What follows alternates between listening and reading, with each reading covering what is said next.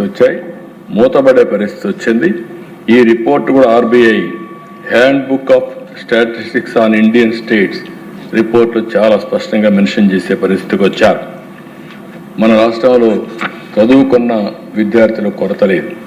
వీళ్ళంతా వేరే రాష్ట్రాలకు పోయే పరిస్థితి వచ్చారు. కొంతమంది ఉద్యోగం లేకుండా మీరు ఒకసారి ఆలోచిస్తే గంజాయి, డ్రగ్స్ ఇలాంటిది కూడా నిర్వీర్యమయ్యే పరిస్థితికి వచ్చారు.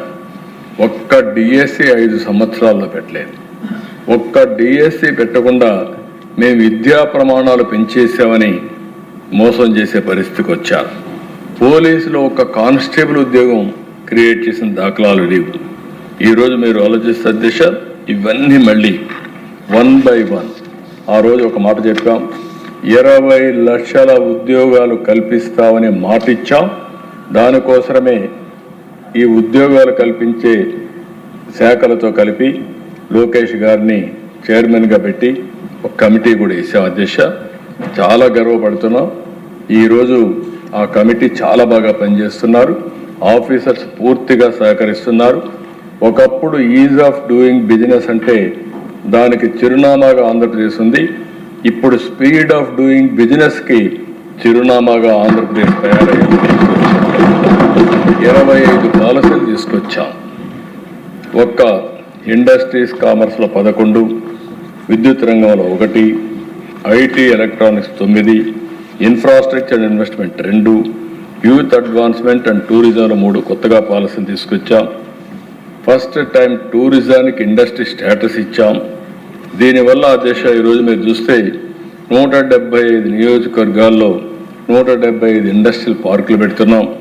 ఇంకొక పక్కన ఇన్సెంటివ్స్, ఎప్పటి నుంచో బకాయి ఉన్నటువంటి ఇన్సెంటివ్స్ అన్ని క్లియర్ చేశాం కొంతవరకు. ఇంకొక పక్కన ఎస్సీ ఎస్టీలకి మొత్తం 11,451 మందికి 270 కోట్ల రూపాయలు ఇన్సెంటివ్స్ బకాయిలుంటే అవి కూడా క్లియర్ చేసే పరిస్థితికి వచ్చాం. మొన్నే విశాఖపట్నంలో పార్ట్నర్షిప్ సబ్మిట్ పెట్టాం. 15 రంగాల్లో 613 ఒప్పందాలు వచ్చాయి. 13,25,000 కోట్ల పెట్టుబడులు వచ్చాయి. ఇవన్నీ మెటీరియలైజ్ చేయగలిగితే 16 లక్షల మందికి ఉద్యోగాలు వస్తాయని చెప్పి కూడా నేను మీకు తెలియజేస్తున్నా. అధ్యక్ష, ఈరోజు ఈ ప్రభుత్వం ప్రోయాక్టివ్గా తీసుకున్న తర్వాత మీరు చూస్తే ఒక్క ఎంఎస్ఎంఈల్లో 2,48,906 మందికి ఉద్యోగాలు వచ్చాయి. స్కిల్ డెవలప్మెంట్ ఇంటర్వెన్షన్ పెట్టి జాబ్ ఫేర్స్ పెడితే 1,46,627 మందికి వచ్చాయి. ఇండస్ట్రీ 95,174 మందికి వచ్చాయి. ఫుడ్ ప్రాసెసింగ్ 64,035 మందికి వచ్చాయి. అదే మరి గవర్నమెంట్ జాబ్ క్రియేషన్లో ఇప్పటి వరకు ఏదైతే మెగా డిఎస్సి కానీ పోలీస్ కానిస్టేబుల్స్ కానీ మిగిలినటన్నీ చూస్తే 30,598 ఉద్యోగాలు గవర్నమెంట్లో ఇచ్చిన ఘనత ఈ ప్రభుత్వానికి దక్కింది. నెట్ క్యాప్లో 20,393, IT electronics 13,866, tourism 5,028, mines and geology 3,220, మొత్తం 6,28,327 మందికి ఇప్పటికి ఉద్యోగాలు ఇచ్చిన ఘనత ఈ ప్రభుత్వానికి దక్కింది. ఇంకా ఉద్యోగాలు తీసుకున్నా ఇది నిరంతరం పర్యవేక్షిస్తాం, ముందుకు తీసుకెళ్తాం. రాబోయే రోజుల్లో ఆంధ్రప్రదేశ్ అనేది ఒక ప్రిఫర్డ్ డెస్టినేషన్ కింద పెట్టుబడులకి ఒక బెస్ట్ డెస్టినేషన్ కింద తయారు చేస్తాం.